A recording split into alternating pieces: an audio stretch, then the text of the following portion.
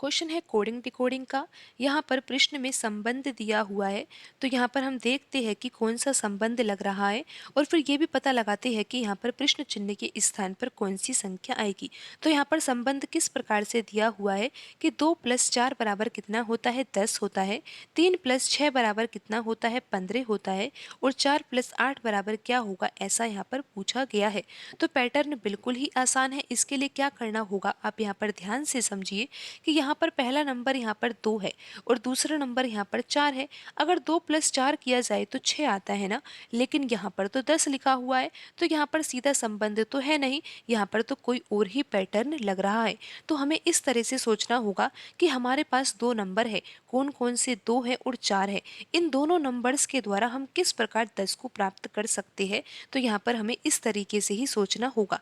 तो यहाँ पर देखिए, पहला नंबर यहाँ पर 2 है और दूसरा नंबर यहाँ पर 4 है। अगर 4 का दुगना किया जाता है तो कितना आता है, 8 आता है।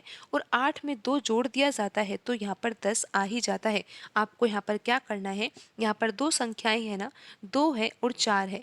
तो क्या करना है आपको, यहाँ पर जो ये दूसरी संख्या है ना, इसका आपको दुगना करना है। तो यहाँ पर 4 × 2 करेंगे तो 8 आ जाएगा।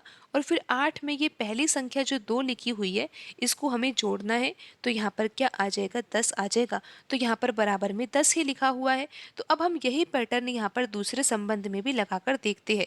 तो यहाँ पर दूसरा संबंध है 3 + 6 बराबर कितना होगा, 15 होगा।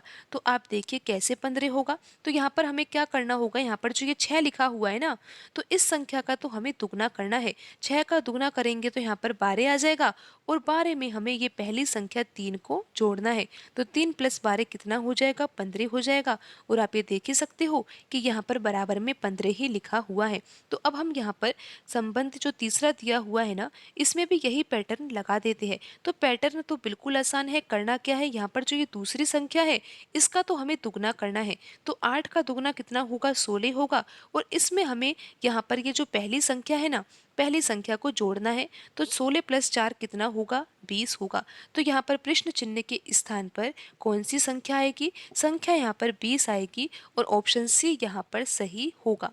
तो यहाँ पर कौन सा आंसर होगा, ऑप्शन सी 20 यहाँ पर सही होगा।